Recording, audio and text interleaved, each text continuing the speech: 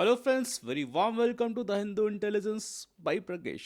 The only The Hindu series जो committed अपने 100% coverage के लिए, whether it's mains, whether it's prelims, whether it's interview, whether it's balanced opinion, whether it's value addition, whether it's keywords, whether domain specific terminology, page by page scan you will get here. So start करते हैं आज का सबसे important news, Parliament without deliberation. Institutional opposition क्यों आवश्यक है? क्या लोकतंत्र में किसी बिल का पार्लियामेंट से पारित हो जाना ही पर्याप्त है, या कानून की लेजिटिमेसी के लिए उस पर मीनिंगफुल डिस्कशन होना भी आवश्यक है?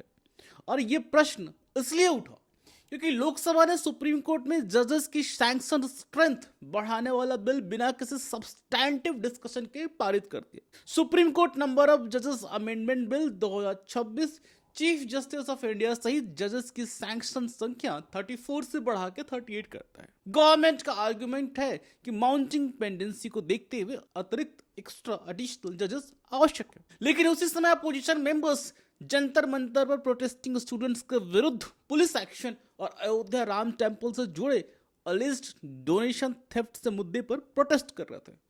Members well of the house में आए, प्ले कार्ड्स दिखाए, प्रोसीडिंग्स में बार बार एडजर्न हुई। लॉ मिनिस्टर ने बिल ब्रीफली इंट्रोड्यूस किया और कंटिन्यूइंग अप्रोर के बीच से वॉइस वोट से पारित कर दिया गया। इसी दिन राज्यसभा ने एमएसएमई डेवलपमेंट अमेंडमेंट बिल भी अपोजिशन की मीनिंगफुल पार्टिसिपेशन के बिना ही पारित कर दिया।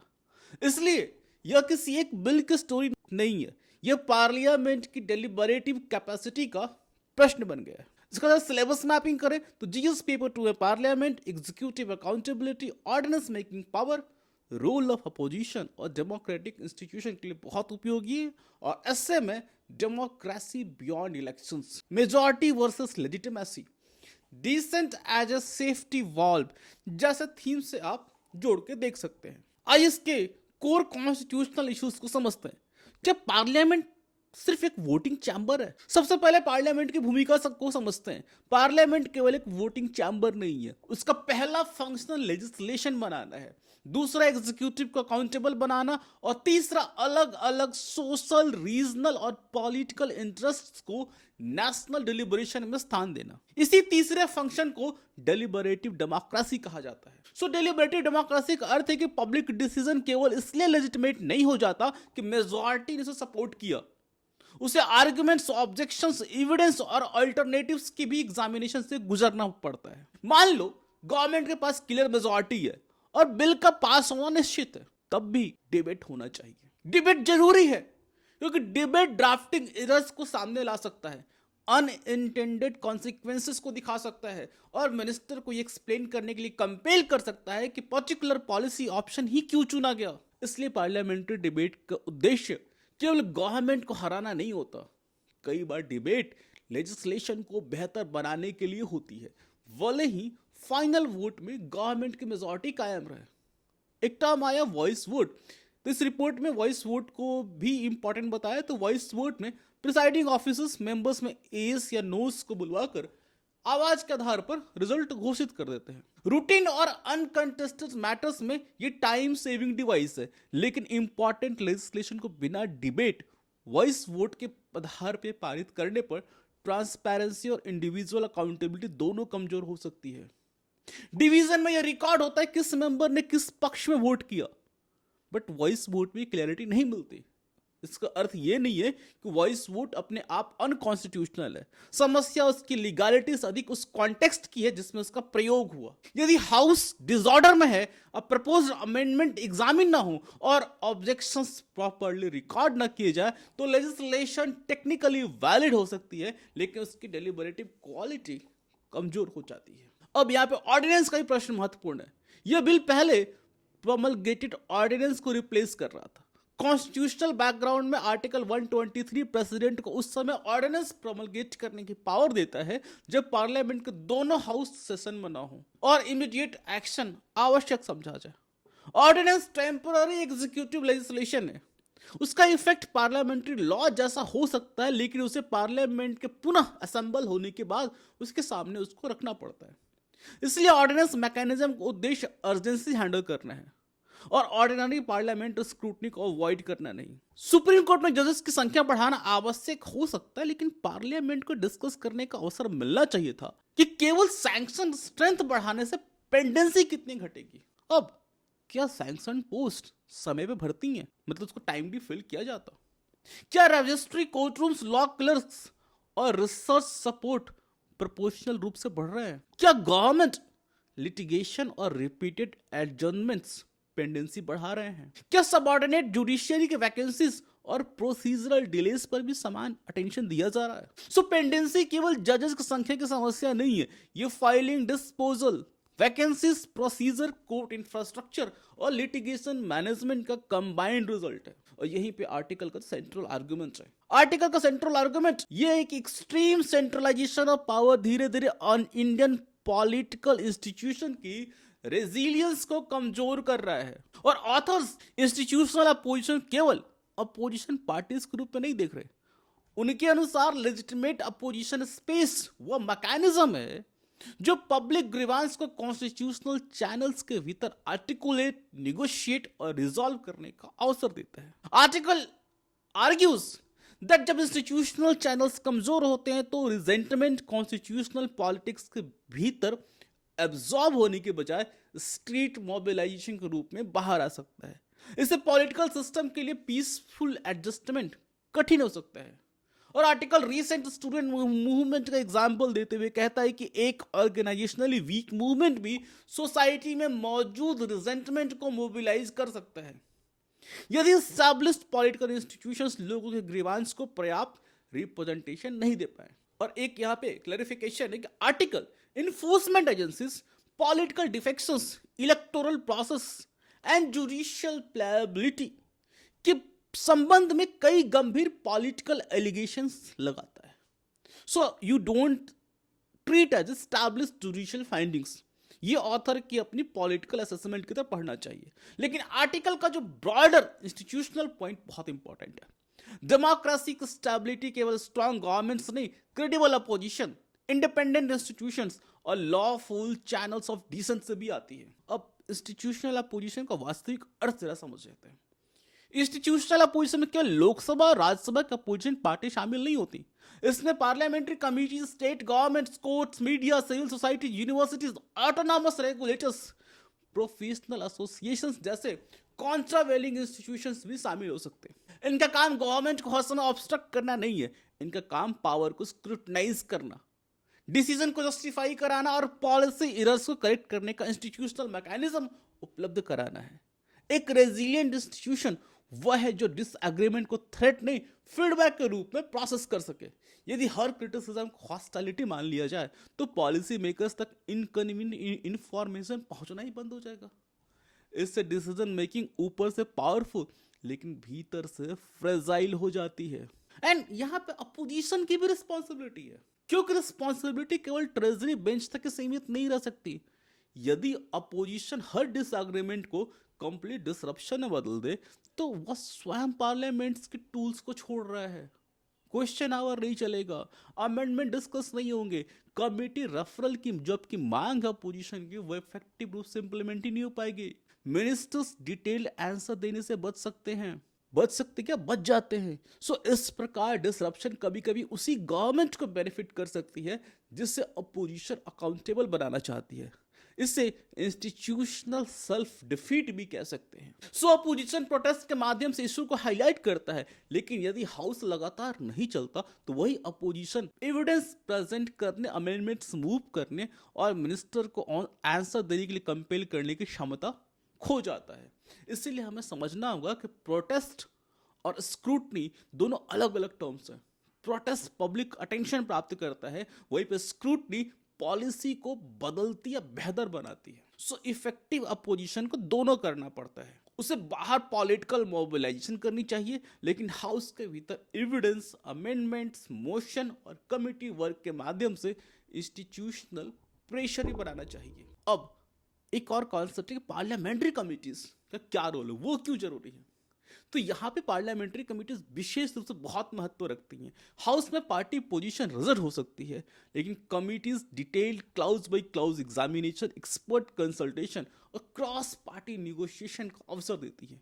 प्रत्येक बिल को कमेटी में भेजना कॉन्स्टिट्यूशनली मैंडेटरी नहीं है, लेकिन कॉम्प्लेक्स लेजिस्लेशन के लिए कमेटी स्क्रूटनी लेजिस्लेटिव क्वालिटी बढ़ा सकती है। जजेस की स्ट्रेंथ बढ़ाने वाला बिल रिलेटिवली ब्रीफ हो सकता है, लेकिन ब्रॉडर जुडिशियल कैपेसिटी इशू पर committee appointment delays, court infrastructure, case management system और पेंडेंसी के कारणों के डिटेल एग्जामिनेशन कर सकती थी। So what is the way forward is significant bills के लिए रीजनेबल मिनिमम डिस्कशन टाइम सुनिश्चित किया जाना चाहिए। बिल्स और इंपॉर्टेंट ड्राफ्ट रूल्स को पहले पब्लिक डोमेन में रखा जाए ताकि एक्सपर्ट्स और अफेक्टेड स्टेक होल्डर्स अपना रिएक्शन दे सके, अपना फीडबैक दे सके।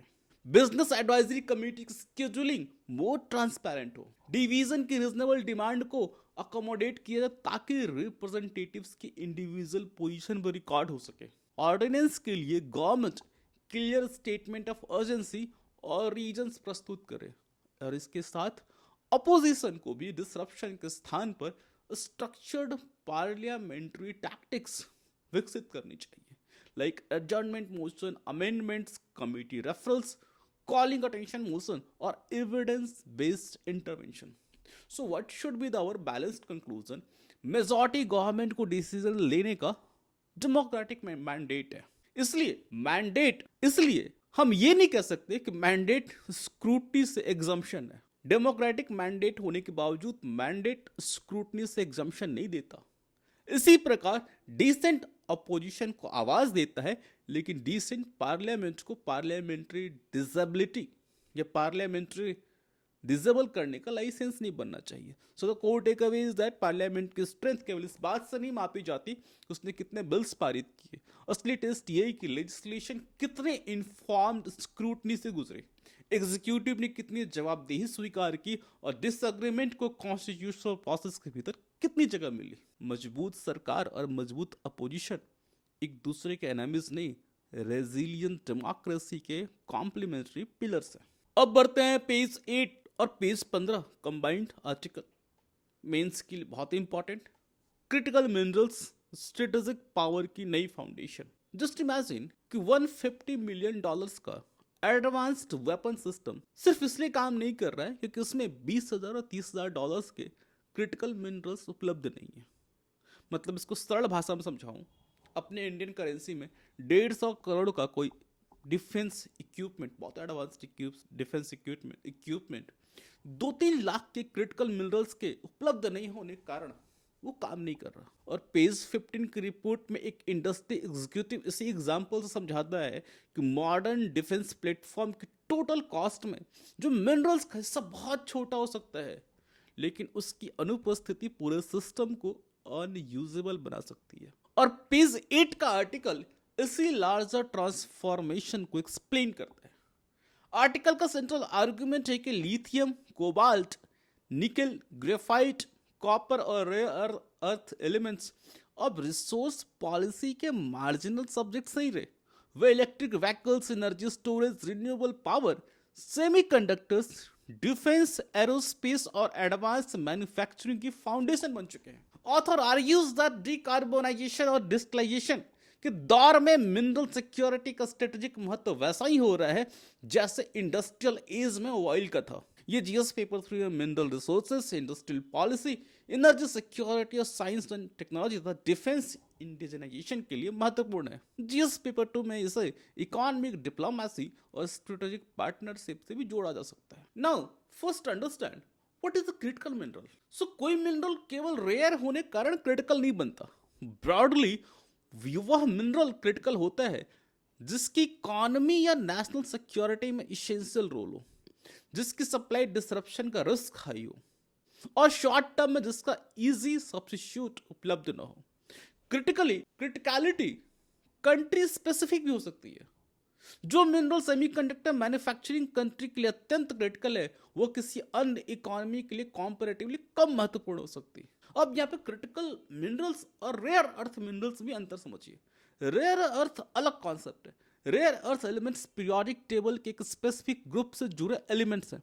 उसमें नियो पासोडिमियम, डाइसोप्रोसियम, टर्बियम और सैमेरियम जैसे एलिमेंट शामिल हैं, जिनका उपयोग हाई परफॉर्मेंस मैग्नेट्स और एडवांस इलेक्ट्रॉनिक्स में हो सकता है। सभी क्रिटिकल मिनरल्स रेयर अर्थ नहीं होते, लाइक लिथियम, कॉपर, निकल, ग्राफाइट क्रिटिकल हो सकते हैं, लेकिन ये रेयर अर्थ एलिमेंट्स नहीं है। इसी तरह सभी rare earth elements geological sense में अत्यंत रेयर हों, यह भी आवश्यक नहीं। डिफिकल्टी अक्सर इकोनॉमिकली वायबल कॉन्सेंट्रेशन, सेपरेशन और रिफाइनिंग में होती है, और रिजर्व्स और सप्लाई सिक्योरिटी भी एक नहीं है। सो आर्टिकल एक फंडामेंटल डिस्टिंक्शन बताता है कि रिजर्व्स और सप्लाई सिक्योरिटी एक ही बात नहीं होती।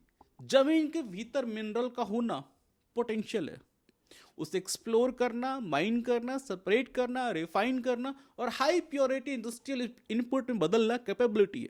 क्रिटिकल मिनरल सप्लाई चेन को ब्रॉडली 5 स्टेजेस में हम समझ सकते हैं। The first stage is exploration, then mining, then concentration and beneficiation. Fourth is processing and refining, and fifth is component manufacturing like magnets, battery materials और specialised alloys. सो किसी country के पास mine हो सकती है, लेकिन यदि रिफाइनिंग किसी दूसरे कंट्री में कॉन्सेंट्रेटेड है तो स्ट्रेटेजिक डिपेंडेंस बनी रहती है। अब सप्लाई कॉन्सेंट्रेशन कितना गंभीर है, कितना रिस्क है, ये समझते हैं। सो आर्टिकल के अनुसार copper, lithium, nickel, cobalt, graphite और रेयर अर्थ्स के लिए टॉप 3 रिफाइनिंग कंट्रीज का एवरेज मार्केट शेयर 2024 में 86% हो गया, जो 2020 में लगभग 82% था। चाइना 20 में से 19 स्ट्रेटेजिक मिनरल्स का लीडिंग रिफाइनर बताया गया है और उसका एवरेज शेयर करीब 70% है। और आर्टिकल आगे बताता है कि 2024 में चाइना का रेयर अर्थ और ग्रेफाइट प्रोसेसिंग में शेयर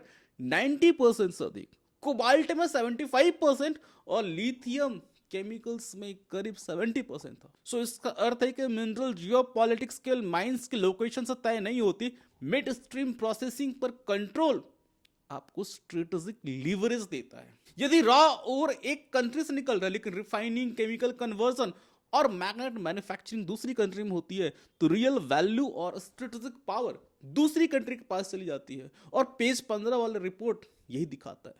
पेज 15 के यूएस रिपोर्ट इसका कॉन्क्रीट एग्जांपल देती है। American defence industry samarium, cobalt, magnets, tungsten एवं अन्य स्पेशलाइज्ड मटेरियल्स के लिए चाइना पर हेवीली डिपेंडेंट है।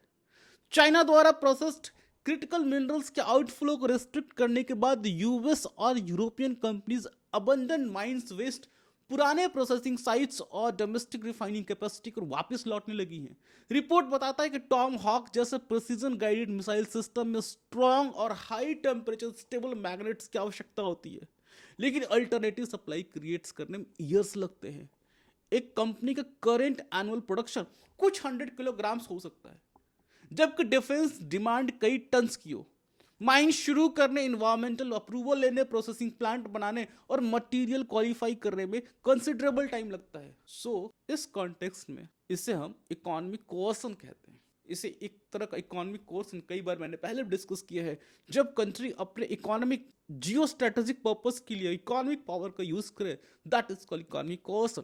फॉर एग्जाम्पल, यदि किसी कंट्री के पास डोमिनेंट प्रोसेसिंग कैपेसिटी है, तो एक्सपोर्ट कंट्रोल्स केवल कमर्शियल पॉलिसी नहीं रहती, वे ट्रेड निगोशिएशन, डिफेंस प्रोडक्शन और टेक्नोलॉजी कंपटीशन में बार्गेनिंग इंस्ट्रूमेंट बन सकती है।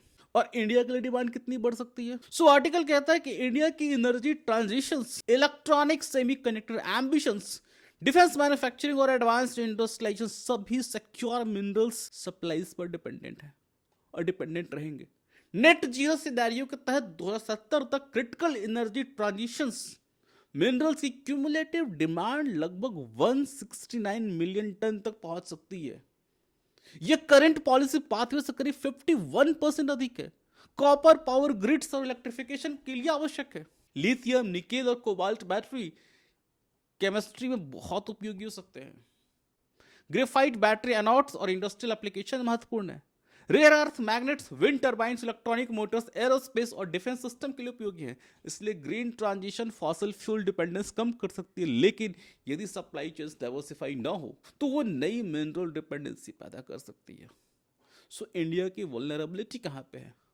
आर्टिकल का असेसमेंट है इंडिया लिथियम, कोबाल्ट और निकल के लिए इंपोर्ट डिपेंडेंट है, जबकि ग्रेफाइट और China dominated processing disruption risk बढ़ाते हैं। इंडिया के पास बल्क मिनरल एक्सपीरियंस है, लेकिन कई हाई प्योरिटी प्रोडक्ट्स और स्पेशलाइज्ड प्रोसेसिंग कैपेसिटीज में गैप है।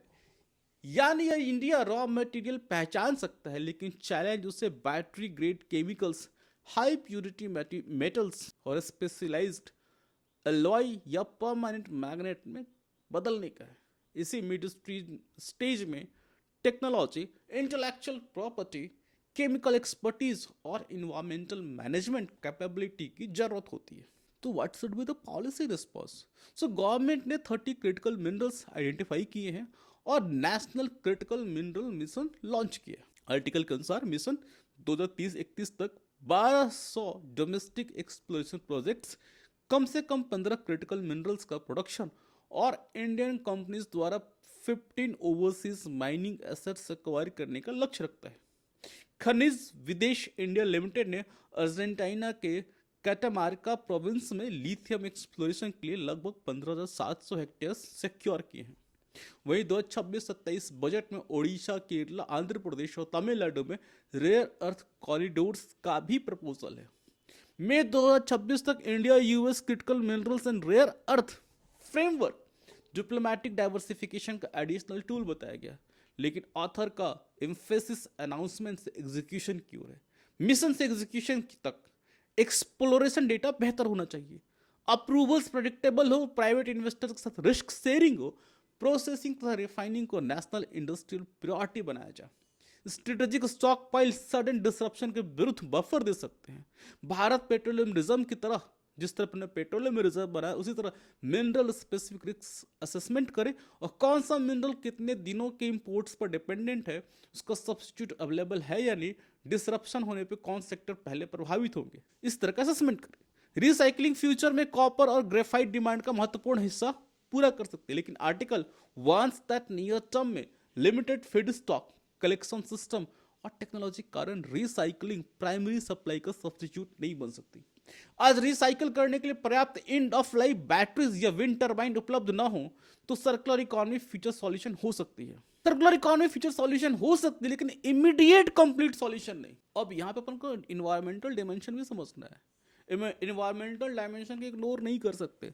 सो mining, tailings, water use, chemical intensive processing local communities तथा इकोसिस्टम में बर्डन डाल सकती है। रेयर अर्थ सेपरेशन में टॉक्सिक वेस्ट जनरेट होता है। Remote mining projects tribal lands, forests, water sources को प्रभावित करते हैं। इसलिए मिनरल सिक्योरिटी का अर्थ एनवायरमेंटल सेफगार्ड्स कम करना नहीं, इसका अर्थ है better technology, transparent clearances, waste recovery, rehabilitation, community participation और रिस्पॉन्सिबल सोर्सिंग को विकसित करना। यदि स्ट्रेटेजिक अर्जेंसी के नाम पे इन्वायरमेंटल गवर्नेंस कमजोर की गई तो प्रोजेक्ट्स लोकल रेसिस्टेंस और लिटिगेशन के कारण और अधिक डिले हो सकते हैं। So the core take away from this particular article is that strategic power उस कंट्री के पास नहीं होगी जिसके पास केवल मिनरल डिपॉजिट्स है। वास्तविक पावर उसके पास होगी जो माइन से लेकर हाई प्योरिटी मटेरियल और फाइनल कंपोनेंट तक पूरी वैल्यू चेन नियंत्रित कर सके। इंडिया की प्रायोरिटी रिसोर्स खोजने से आगे बढ़ गई processing, refining, recycling, stockpiling, overseas partnership और एडवांस्ड मैन्युफैक्चरिंग की इंटीग्रेटेड कैपेबिलिटी बनाना होनी चाहिए। Now again moving to the very important mains article, the problem with India's free trade agreement strategy, page 9 पे। Let's understand that. क्या free trade agreement sign होते ही export बढ़ने लगते? यदि टैरिफ बैरियर्स कम हो जाए तो क्या domestic firms automatically global value chains का हिस्सा बन जाती हैं? पेज 9 का डेटा पॉइंट आर्टिकल इसी अजम्पशन को चैलेंज करता है। ऑथर का सेंट्रल आर्गुमेंट है कि इंडिया की ट्रेड चैलेंज फंडामेंटली अधिक एफटीए निगोशिएट करने की नहीं है, बल्कि डोमेस्टिक प्रोडक्टिव कैपेबिलिटी मजबूत करने की है। यदि industry cost, technology, scale, logistics और क्वालिटी स्टैंडर्ड्स में कॉम्पिटिटिव नहीं है तो एफटीए इंपोर्ट्स को एक्सपोर्ट से अधिक तेजी से बढ़ा सकते। ये जीएस पेपर 3 में external sector, industrial policy, manufacturing, agriculture, MSME के लिए उपयोगी है और जीएस पेपर 2 में से इकोनॉमिक डिप्लोमेसी और इंटरनल अग्रीमेंट से जोड़ा जा सकता है। What is FTA?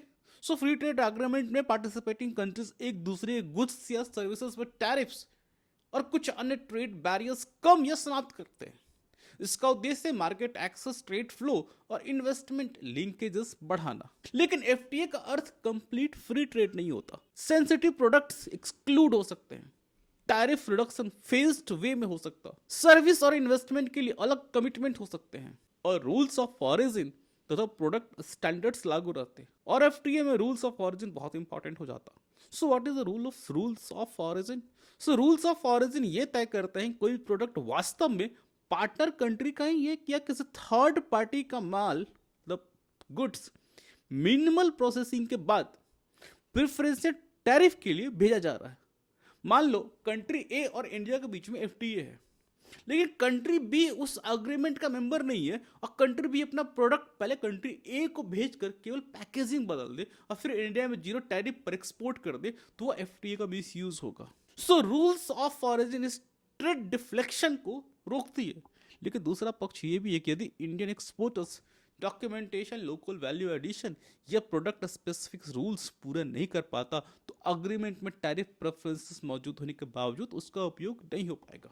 और आर्टिकल ने अपने आर्गुमेंट के लिए एविडेंस भी दिया है। एनालिसिस के अनुसार एशियान के इंपोर्ट बास्केट्स में इंडिया का शेयर 2012 से 2025 में 3.42 से घट के 1.71% हो गया। सिंगापुर के मार्केट बास्केट में इंडिया का शेयर 2.27% से 1.7% हुआ।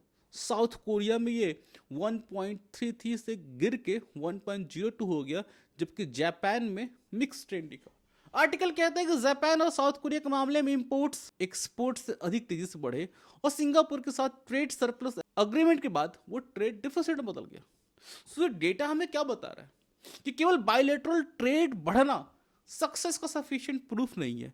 यदि इंपोर्ट तेजी से बढ़े और पार्टनर मार्केट्स में इंडियन शेयर घटे, तो अग्रीमेंट असिमेट्रिकल आउटकम पैदा करते हैं।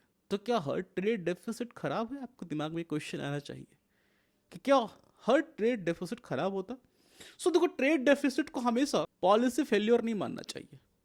यदि इंपोर्ट्स प्रोडक्टिव मशीनरी, कंपोनेंट्स या चीपर इंटरमीडिएट गुड्स के रूप में आए और वे डोमेस्टिक प्रोडक्शन तथा एक्सपोर्ट्स बढ़ाएं, तो डेफिसिट इकोनॉमिकली यूजफुल भी हो सकता है। For example, imported machine domestic factory की प्रोडक्टिविटी बढ़ा सकते हैं। इंपोर्टेड सेमीकंडक्टर किसी इंडियन इलेक्ट्रॉनिक प्रोडक्ट का कंपोनेंट हो सकता है जिसे बाद में एक्सपोर्ट किया जाए। इसलिए केवल डेफिसिट का साइज, इंपोर्ट्स की कॉम्पोजिशन और डोमेस्टिक वैल्यू एडिशन भी हमें देखनी पड़ेगी, सिर्फ डेफिसिट का साइज नहीं।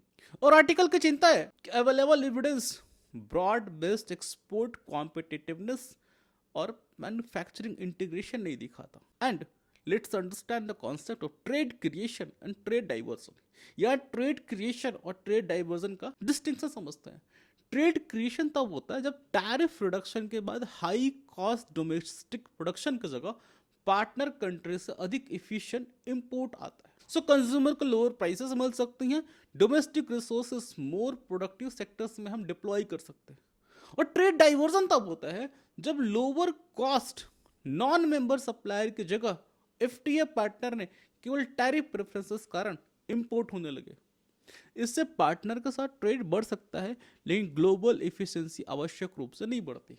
अर्थात एफटीए से बढ़ा हुआ प्रत्येक ट्रेड फ्लो समान रूप से बेनिफिशियल नहीं होता। और इसी के साथ आर्टिकल ने एक बहुत इंपॉर्टेंट टर्म के बारे में बात की, that is global value chain.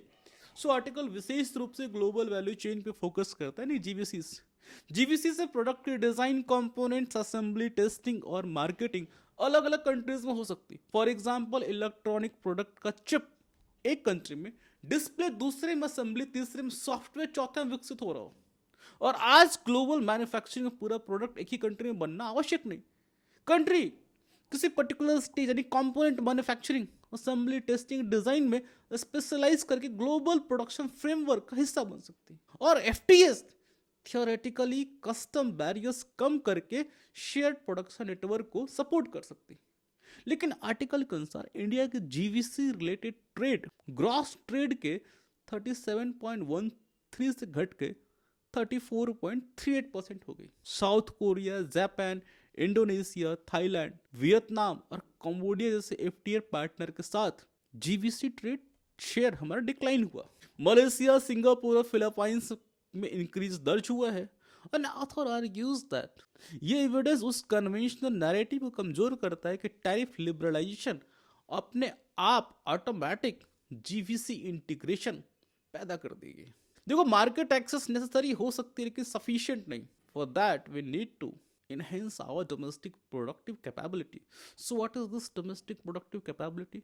So domestic productive capability में केवल फैक्ट्री बिल्डिंग शामिल नहीं है, इसमें reliable electricity, efficient ports, predictable customs, affordable credit, skilled labour, technology, quality certification और सप्लायर नेटवर्क्स ऑफ फर्म्स भी की स्केल्स, फर्म कितने बड़े हैं उनकी स्केल भी शामिल है। यदि प्रोडक्ट समय पर पोर्ट तक नहीं पहुंचता, टेस्टिंग लेबोरेटरी उपलब्ध नहीं है या इंपोर्टेड इंटरमीडिएट इनपुट्स महंगे हैं, तो जीरो टैरिफ भी एक्सपोर्टर को कॉम्पिटिटिव नहीं बना सकता। मान लो कि एफटीए पार्टनर ने इंडियन प्रोसेस्ड फूड प्रोडक्ट पर टैरिफ जीरो कर दिया, लेकिन Indian exporter international sanitary standard पूरा ही नहीं कर पा रहा है, कोल्ड चेन ही नहीं है, डिलीवरी अनअवेलेबल है, तो फॉर्मल मार्केट एक्सेस तो मौजूद रहेगा लेकिन इफेक्टिव मार्केट एक्सेस नहीं। और यहाँ पे एक प्रेफरेंस यूटिलाइजेशन की समस्या आती है जब छोटे exporters complex rules of origin, certification और पेपर वर्क नहीं समझ पाते। अग्रीमेंट में कॉन्सेशन अवेलेबल हो लेकिन फर्म्स उसका उपयोग ना करें तो उसे लो प्रेफरेंस यूटिलाइजेशन कहा जाता है। ये वही स्थिति जिसमें गवर्नमेंट कहती है कि मार्केट तो खुल गया लेकिन एक्सपोर्टर कहता है प्रैक्टिकल कॉम्प्लायंस कॉस्ट इतना अधिक है कि हम प्रेफरेंस का उपयोग ही नहीं कर पा रहे। इसलिए एफटीए साइन करना और फर्म्स द्वारा उसका लाभ उठाना दो अलग अलग स्टेजेस हैं। एंड आर्टिकल कहता है, आर्टिकल क्या आर्ग्यू नहीं करता ये भी समझना जरूरी है। आर्टिकल का आर्गुमेंट एफटीए का रिजेक्शन नहीं है, वो ये नहीं कहता कि इंडिया को ट्रेड एग्रीमेंट्स बंद कर देने चाहिए। उसका पॉइंट ये कि एफटीए को stand alone foreign policy achievement की तरह नहीं, ब्रॉडर इंडस्ट्रियल स्ट्रैटेजी के कंपोनेंट्स के रूप में देखना चाहिए। बैलेंस्ड व्यू में एफटीएस बेनिफिट दे सकते हैं, वे larger market, cheaper inputs, investment certainty और रेगुलेटरी कॉपरेशन उपलब्ध करा सकते हैं। डोमेस्टिक मोनोपॉलीज पर कॉम्पिटिटिव प्रेशर बढ़ सकता है, एक्सपोर्टर को प्रेडिक्टेबल रूल्स मिलते हैं लेकिन एडजस्टमेंट कॉस्ट भी होते हैं। Agricultural, dairy, labour intensive MSMEs या thin margin sectors sudden import competition से प्रभावित हो सकते हैं, इसलिए निगोशिएशन से पहले सेक्टर स्पेसिफिक इंपैक्ट असेसमेंट आवश्यक है। So the way forward is that very first step should be ex ante और ex post evaluation. Agreement sign होने से पहले employment, government revenue, vulnerable sectors और सप्लाई चेन्स पर लाइकली इंपैक्ट असेस किया जाए। साइन होने के बाद केवल टोटल ट्रेड नहीं, एक्सपोर्ट से domestic value addition, utilisation rate और जीवीसी पार्टिसिपेशन भी मॉनिटर हो। एंड दूसरा, ट्रेड पॉलिसी को इंडस्ट्रियल पॉलिसी से जोड़िए, दोनों को सिंक में लाइए, दोनों को हार्मनी में लाइए। Technology upgrading, standards, infrastructure, logistics, credit और डोमेस्टिक सप्लायर्स डेवलपमेंट पर पैरेलल इन्वेस्टमेंट हो। थर्ड, रूल्स ऑफ ऑरिजिन को ऐसा बनाया जाए कि ट्रेड सर्कमवेंशन रुके लेकिन genuine exporters access paper work में ना फंस जाए। कस्टम और सर्टिफिकेशन सिस्टम डिजिटाइज और इंटर ऑपरेबल हो। फोर्थ, एमएसएमईज के लिए FTA help desk, market intelligence और कंप्लायंस सपोर्ट उपलब्ध हो। मार्केट एक्सेस तभी अपॉर्चुनिटी बनता है जब फर्म्स को पता हो कि किस कंट्री से कौन सा स्टैंडर्ड टैरिफ, सर्टिफिकेशन और डिमांड पैटर्न लागू है। पांचवा, trade negotiation में affected produce, and fifth point is that trade negotiations में affected producers, farmers, workers और state government से meaningful consultation हो। FTA का लाभ नेशनल लेवल पर पॉजिटिव हो सकता है लेकिन इसका बर्डन किसी स्पेसिफिक रीजन या सेक्टर पर डिसप्रपोर्शनेटली पड़ सकता है, ये भी हमें ध्यान रखना चाहिए। So the core take away from this article is that FTA दरवाजा खोल सकता है लेकिन इस दरवाजे से कॉम्पिटिटिव प्रोडक्ट्स बाहर भेजने की कैपेसिटी डोमेस्टिक कंट्री को स्वयं बनानी होती है। Sustainable export growth tariff concession नहीं, प्रोडक्टिविटी, टेक्नोलॉजी, स्केल, लॉजिस्टिक्स और डोमेस्टिक वैल्यू एडिशन से आती है। ट्रेड एग्रीमेंट इंडस्ट्रियल ट्रांसफॉर्मेशन का सब्स्टिट्यूट नहीं, उसका मल्टीप्लायर हो सकता है। अब आते हैं चौथे इंपॉर्टेंट मेंस न्यूज पे। Extreme heat during pregnancy, climate change अब गर्भ के भीतर भी पहुंच रहा। सो बहुत ही क्लाइमेट चेंज को लेके हेल्थ इंपैक्ट पे इशू है। हीट वेव की चर्चा करते समय हम अक्सर आउटडोर वर्कर्स, एल्डरली पीपल और अर्बन हीट आइलैंड की बात करते हैं, लेकिन पेज 6 की रिपोर्ट एक अधिक साइलेंट वल्नरेबिलिटी सामने लेके आती है। वह प्रेगनेंसी के दौरान प्रोलॉन्ग्ड एक्सट्रीम हीट एक्सपोजर और एडवर्स बर्थ आउटकम्स का रिलेशन। रिपोर्ट जिस स्टडी पर आधारित है 2015 से 20 के बीच दर्ज 2,09,266 बर्थ्स का एनालिसिस करके बनाया गया। रिसर्चर्स ने NFHS 5 डेटा को 707 डिस्ट्रिक्ट्स के high resolution India heat index estimate से लिंक किया। केवल एवरेज टेम्परेचर देखने की वजह स्टडी ने कंसेक्यूटिव स्वेल्टरिंग डेज का उपयोग किया, अर्थात ऐसी लगातार अवधि जिसमें हीट स्ट्रेस अनयूजुअली हाई रहा। स्टडी ने एक्सट्रीम हीट एक्सपोजर को लो birth wait, pre term birth और स्टिल बर्थ से इंक्रीज रिस्क से एसोसिएट किया। और सबसे महत्वपूर्ण फाइंडिंग ट्राइमेस्टर स्पेसिफिक पैटर्न थी, यानी फर्स्ट ट्राइमेस्टर के extreme heat pre term birth से अधिक लिंक्ड थी, सेकेंड ट्राइमेस्टर लो बर्थ वेट से, और थर्ड ट्राइमेस्टर में स्टिल बर्थ का रिस्क अधिक दिखाई दिया।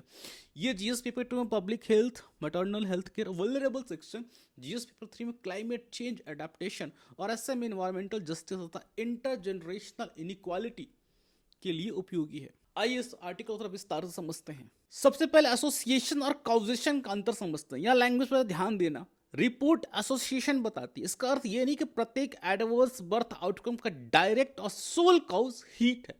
Maternal nutrition, infections, genetic factors, health care access, occupation और सोशियो इकोनॉमिक कंडीशंस भी जैसे अनेक फैक्टर्स भी प्रेगनेंसी आउटकम को अफेक्ट करती हैं। लेकिन जब लार्ज पॉपुलेशन स्केल डेटा में एक्सपोजर और आउटकम के बीच कंसिस्टेंट पैटर्न दिखाई देता है तो पॉलिसी कंसर्न पैदा करता है।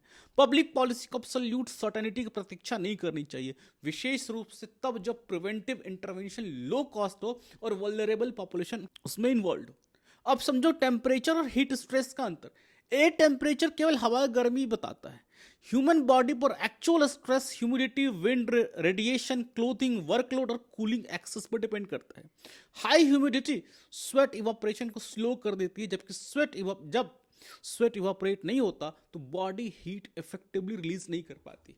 डायरेक्ट सोलर रेडिएशन और फिजिकल वर्क बॉडी का इंटरनल हीट लोड बढ़ा सकते हैं, इसलिए स्टडी का इंडिया हीट इंडेक्स टेम्परेचर के साथ ह्यूमिडिटी, विंड और रेडिएशन को भी इनकॉर्पोरेट करता है। आर्टिकल इस इंडिया से प्रोलॉन्ग्ड एक्सट्रीम हीट स्ट्रेस और प्रेगनेंसी आउटकम की फर्स्ट पॉपुलेशन स्केल एविडेंस के रूप में प्रस्तुत करता है। यह डिस्टिंक्शन ये महत्वपूर्ण है क्योंकि एवरेज मंथली टेम्परेचर शॉर्ट लेकिन डेंजरस हीट एपिसोड्स को छिपा सकता है।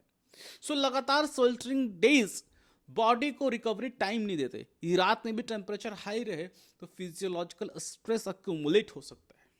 प्रेगनेंसी में हीट बायोलॉजिकल रिस्क कैसे पैदा कर सकती है, आइए समझते हैं। रिपोर्ट एग्जिस्टिंग रिसर्च के आधार पर एक्सप्लेन करती है कि high ambient temperature maternal core body temperature बढ़ा सकता है, जिससे फीटल टेम्परेचर भी अफेक्ट हो सकता है। डिहाइड्रेशन यूटेराइन ब्लड फ्लो कम कर सकती है। Reduced blood flow fetal growth को कंस्ट्रेन कर सकती है। हीट स्ट्रेस और रिड्यूस सर्कुलेशन यूटेराइन कॉन्स्ट्रक्शन का रिस्क बढ़ा सकती, जिससे प्री टर्म बर्थ की संभावना बढ़ जाती। लो बर्थ वेट का अर्थ ब्रॉडली जन्म के समय अपेक्षाकृत कम वजन है। यह इन्फेंट सर्वाइवल, इम्यूनिटी और लॉन्ग टर्म डेवलपमेंट से जुड़ा हो सकता है। स्टिल बर्थ में प्रेगनेंसी के एडवांस स्टेज में फीटस की डेथ हो जाती है। इसलिए क्लाइमेट एक्सपोजर केवल इमीडिएट मैटरनल डिस्कम्फर्ट नहीं है, यह इन्फेंट हेल्थ, चाइल्ड डेवलपमेंट और लॉन्ग टर्म ह्यूमन कैपिटल तक कॉन्सिक्वेंसेस पैदा कर सकता है। अब यहाँ पे ट्राइमेस्टर स्पेसिफिक वल्नरेबिलिटी क्यों महत्वपूर्ण है ये समझिए। प्रेगनेंसी एक यूनिफॉर्म बायोलॉजिकल पीरियड नहीं होता। डिफरेंट ट्राइमेस्टर्स में फीटल ऑर्गन्स, बॉडी मास और प्लेसेंटल फंक्शन अलग अलग स्टेजेस पर होते हैं। जैसे फर्स्ट ट्राइमेस्टर में अर्ली डेवलपमेंट का क्रिटिकल फेज है। सेकेंड ट्राइमेस्टर में फीटल ग्रोथ तेजी से बढ़ता है। थर्ड ट्राइमेस्टर में फीटस का वेट, प्लेसेंटल डिमांड और मैटरनल फिजियोलॉजिकल बर्डन अधिक होता है। इसलिए एक्सपोजर का टाइमिंग आउटकम को अफेक्ट कर सकता है। और स्टडी का trimester specific finding health system को संकेत देता है कि जनरल हीट एडवाइजरी के स्थान पर प्रेगनेंसी स्टेज के अनुसार रिस्क कम्युनिकेशन विकसित किए जाए। हीट एक समान हजार्ड है लेकिन इसका बर्डन समान नहीं है। स्टडी का इनइक्वालिटी डायमेंशन और अधिक महत्वपूर्ण है।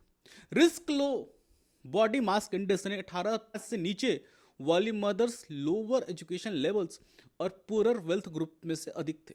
इसका अर्थ है हीट समान मेटेरोलॉजिकल इवेंट हो सकती है, लेकिन उसका हेल्थ बर्डन समान नहीं होता। पुअर वुमेन के पास air condition room, flexible work hours या रिलायबल वाटर सप्लाई नहीं हो सकती। वह कंस्ट्रक्शन, एग्रीकल्चर, स्ट्रीट वेंडिंग या अनपेड डोमेस्टिक वर्क में हाई हीट एक्सपोजर फेस कर सकती है। घर में cooking, fire, tin roof, crowding और पुअर वेंटिलेशन इंडोर हीट बढ़ा सकते हैं। और इसके साथ अगर अंडर न्यूट्रिशन और अनेमिया जैसी एग्जिस्टिंग वल्नरेबिलिटी शरीर के हीट टॉलरेंस को कम कर सकती है। सो इस प्रकार क्लाइमेट रिस्क बायोलॉजिकल और सोशल डिसएडवांटेज को मल्टीप्लाई कर देता है। इसी को अपन क्लाइमेट इनजस्टिस कहते हैं। जो वुमेन क्लाइमेट चेंज के लिए सबसे कम रिस्पॉन्सिबल है, वे अक्सर उसके हेल्थ इफेक्ट से सबसे ज्यादा प्रभावित होती हैं। अब यहाँ पे अर्बन, रूरल और क्लाइमेटिक जोन वेरिएशन को समझते हैं। स्टडी में अर्बन रेसिडेंट्स में रूरल काउंटर पार्ट्स की तुलना में slightly higher low birth weight rates दिखाई दी। इसका possible context urban heat island effect, dense built environment, concrete surface, night time heat retention और अनइक्वल हाउसिंग कंडीशन हो सकता है। लेकिन report simple urban versus rural conclusion में नहीं बदलता। क्लाइमेट जोन्स में वेरिएशन पाया गया। माउंटेनियस जोन में स्ट्रॉन्गर एसोसिएशन और ह्यूमिड सब ट्रॉपिकल तथा एरिड जोन्स में सिग्निफिकेंट लो बर्थ वेट अकरेंस रिपोर्ट हुई। तो ये दिखाता है कि heat adaptation uniform national template से नहीं चल सकता। लोकल क्लाइमेट, हाउसिंग, ऑक्यूपेशन और हेल्थ केयर कैपेसिटी के अनुसार डिस्ट्रिक्ट स्पेसिफिक प्लानिंग करनी होगी। सो इट अपने यहाँ हीट एक्शन प्लान्स में प्रेगनेंसी कहाँ पे है? सो पॉलिसी इंप्लीकेशन ये कि हीट एक्शन प्लान्स को मैटरनल हेल्थ प्रोग्राम से जोड़ना होगा। अभी हीट अलर्ट्स अक्सर जनरल एडवाइजेस देते हैं, पानी पिए, दोपहर में बाहर ना जाए, हल्के कपड़े पहने। लेकिन प्रेग्नेंट वुमेन के लिए ट्राइमेस्टर, ऑक्यूपेशन, न्यूट्रिशन और कोमॉर्बिडिटीज के आधार पर टारगेटेड रिस्क कम्युनिकेशन आवश्यक हो सकती है। सो एंटीनेटल केयर के दौरान health workers expected delivery date के साथ साथ हीट रिस्क कैलेंडर भी देख सकते हैं। अपने यहाँ आशा और anganwadi networks vulnerable women, pregnant women की लिस्ट बनाकर हाइड्रेशन, रेस्ट, न्यूट्रिशन और टाइमली रेफरल सपोर्ट दे सकते हैं। हाई रिस्क वर्क प्लेस में शेडेड रेस्ट एरियाज हो गया, ड्रिंकिंग वाटर हो गया, फ्लेक्सिबल वर्किंग आवर्स अवेलेबल हो। ये केवल वेलफेयर नहीं, ऑक्यूपेशनल हेल्थ रिक्वायरमेंट भी है। हेल्थ फैसिलिटीज को क्लाइमेट रेजिलियंट बनाना होगा। प्राइमरी हेल्थ सेंटर्स को heat related symptoms, dehydration, pregnancy complication के लिए प्रोटोकॉल्स विकसित करने होंगे। पावर कट्स और वाटर शॉर्टेज वाले डिस्ट्रिक्ट्स में मैटरनिटी फैसिलिटीज को कूलिंग, बैकअप इलेक्ट्रिसिटी और सेफ वाटर के लिए क्लाइमेट रेजिलियंट बनाना होगा। हॉस्पिटल में प्रेग्नेंट वुमेन पहुंच जाए लेकिन लेबर रूम में वेंटिलेशन, इलेक्ट्रिसिटी या वाटर ना हो तो climate hazard health system failure में बदल जाएगा। मैटरनल न्यूट्रिशन प्रोग्राम भी हीट एडेप्टेशन का हिस्सा है। एडिक्वेट न्यूट्रिशन और हाइड्रेशन फिजियोलॉजिकल रेजिलियंस इंप्रूव कर सकते हैं। सो अर्बन प्लानिंग भी मैटरनल हेल्थ पॉलिसी है। Cool roofs, cross ventilation, trees, shaded public transport और affordable housing indoor heat exposure कम कर सकते हैं। यदि प्रेग्नेंट वुमेन का घर टीन रूफ और पुअर वेंटिलेशन वाला है तो घर के अंदर रहिए, इंडोर रहिए वाला एडवाइस सफिशिएंट नहीं होगा। So the core take away is that extreme heat natural hazard है, लेकिन एडवर्स प्रेगनेंसी आउटकम का रिस्क सोशल कंडीशन तय करती है। क्लाइमेट चेंज ने हीट वेव्स को बहुत ही अग्रेसिव बना दिया है। So climate resilient maternal health care का फार्मूला होना चाहिए better heat warnings, adequate nutrition, safe work condition, cooling और water access, strong antenatal surveillance और वल्नरेबल वुमेन तक लास्ट माइल सपोर्ट। चलते हैं अब अपने अगले मेंस डीप डाइव की तरफ। Last news of mains deep dive that is on page 8, AI and cyber security को लेके है। ऑटोनोमस एजेंट्स, मालवेयर और ह्यूमन ओवरसाइट। जरा इमेजिन करो इस न्यूज को समझने से पहले कि मालवेयर एक फिक्स्ड प्रोग्राम ना हो। हमने किसी कंप्यूटर को अटैक करने के लिए, किसी सिस्टम को अटैक करने के लिए मालवेयर भेजा, बट वो फिक्स्ड प्रोग्राम नहीं पहले की तरह। वो अपने इन्वायरमेंट को ऑब्जर्व करे, डिफेंस सिस्टम के अनुसार अपना बिहेवियर बदल ले, वो सिस्टम के अंदर नया लूप होल खोज ले और ह्यूमन ऑपरेटर को हर स्टेप का इंतजार किए बिना अटैक सीक्वेंस को आगे बढ़ा दे। मतलब ह्यूमन ऑपरेटर क्या कर रहा है उसके स्टेप का इंतजार किए बिना अपना अटैक का सीक्वेंस बढ़ाते रहे। तब साइबर अटैक केवल फास्ट नहीं होगा, वो एडेप्टिव और पार्शियली ऑटोनॉमस हो जाएगा। और पेज 8 का आर्टिकल एआई और साइबर थ्रेट्स को टुडे सिक्योरिटी चैलेंज के डबल हेलिक्स के रूप में देखता है। ऑथर का सेंट्रल आर्गुमेंट है कि artificial intelligence operational efficiency tool से क्रिटिकल इंफ्रास्ट्रक्चर लेयर बन चुकी है, जबकि cyber threats more sophisticated, difficult to detect और डिफिकल्ट टू मिटिगेट हो रहे हैं। अब जब दोनों कंबाइन होंगे तो रिस्क लीनियर नहीं, रिस्क एक्सपोनेंशियल हो जाता है। और आर्टिकल बताता है कि एआई पावर्ड मालवेयर एनवायरमेंट के चेंजेस के अनुसार अडेप्ट और इवॉल्व कर सकता है, जिससे ट्रेडिशनल एंटीवायरस सिस्टम को डिटेक्ट करना बहुत डिफिकल्ट हो जाता है। Malicious autonomous agents insider threat vectors बढ़ा सकते हैं और लीगेसी जीरो ट्रस्ट प्रोटोकॉल्स को चैलेंज कर सकते हैं। ये टॉपिक स्पेसिफिकली पेपर 3 का cyber security, inter security, emerging technologies और डिफेंस टेक्नोलॉजी और GS4 में अकाउंटेबिलिटी तथा मशीन डिसीजन मेकिंग और SMA technology versus human agency के लिए महत्वपूर्ण है। अब जरा समझते हैं जनरेटिव एआई और एजेंटिक एआई के बीच में अंतर क्या होता है। जनरेटिव एआई प्रॉम्प्ट के रिस्पॉन्स में टेक्स्ट, इमेज, कोड या अदर कंटेंट जनरेट करता है।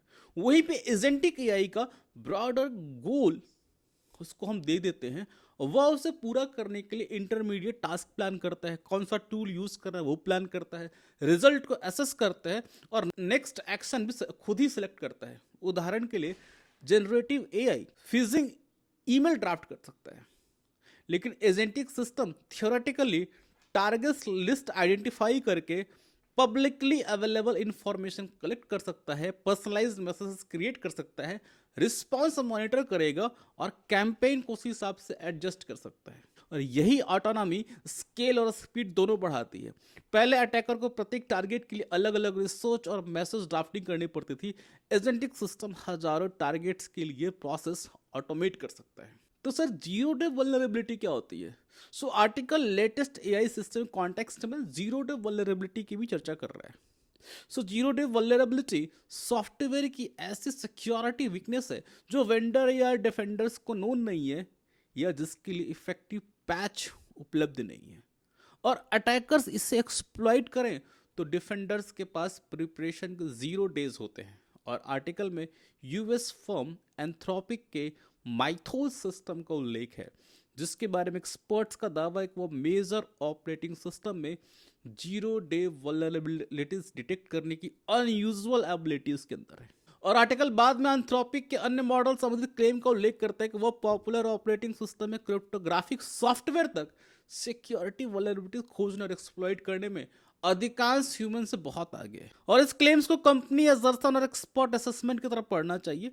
फिर भी अभी कैपेबिलिटी ट्रेंड को दिखा रहे हैं। और यदि एआई वल्नरेबिलिटी खोज सकती है तो वही कैपेबिलिटी डिफेंसिव सिक्योरिटी टेस्टिंग में उपयोग होगी। लेकिन यदि मॉडल का एक्सेस अनकंट्रोल्ड हो जाए, वो गलत हाथों में लग जाए, तो अटैकर्स भी उसका उपयोग एक्सप्लॉइट करेंगे उस वल्नरेबिलिटी खोजने के लिए। इसे अपन डुअल यूज डिलेमा कहते हैं। मतलब एक ही टेक्नोलॉजी डिफेंस और ऑफेंस दोनों में उपयोग हो सकती है। Now what is zero trust? So traditional network security में इंटरनल नेटवर्क को कंपैरेटिवली ट्रस्टेड माना जाता है। जीरो ट्रस्ट प्रिंसिपल कहता है कि नेवर ट्रस्ट, ऑलवेज वेरीफाई। प्रत्येक यूजर डिवाइस रिक्वेस्ट को कॉन्टिन्यूअसली ऑथेंटिकेट और ऑथराइज किया जाए, चाहे वो नेटवर्क के भीतर हो या बाहर। लेकिन article argues that autonomous agents stolen credentials compromise insiders rapid lateral movement and adapted behaviour के माध्यम से लीगेसी इंप्लीमेंटेशन को ओवरवेलम कर सकते हैं। इसका अर्थ ये नहीं कि जीरो ट्रस्ट यूजलेस हो गया। इसका अर्थ ये है कि स्टैटिक एक्सेस कंट्रोल सब पर्याप्त नहीं होंगे। Behavioural monitoring, identity security, network segmentation और कॉन्टिन्यूअस वेरिफिकेशन को एआई स्पीड थ्रेट के अनुरूप इवॉल्व करना होगा। अब यहाँ पे साइबर आर्म्स रेस की चर्चा हो रही है। एआई केवल अटैकर्स की शक्ति नहीं बढ़ाता, डिफेंडर्स को भी anomaly detection, malware classification, threat intelligence और ऑटोमेटेड रिस्पांस में एआई का उपयोग कर सकते हैं। Defensive AI unusual network activity detect कर सकती है, मैलिशियस फाइल्स क्लासिफाई कर सकती है और अटैक्स फैलने से पहले कॉम्प्रोमाइज्ड डिवाइस को आइसोलेट कर सकती है। लेकिन अटैकर्स डिफेंसिव मॉडल को डिसीव करने का प्रयास कर सकता है। वो एडवर्सियर इनपुट्स, पॉइजन डेटा या कॉन्स्टेंटली चेंजिंग मालवेयर यूज कर सकता है। और यही साइबर आर्म रेस है। Attacker automation against defender automation, दोनों ही अपने ऑटोमेशन का रेस लगा रखे।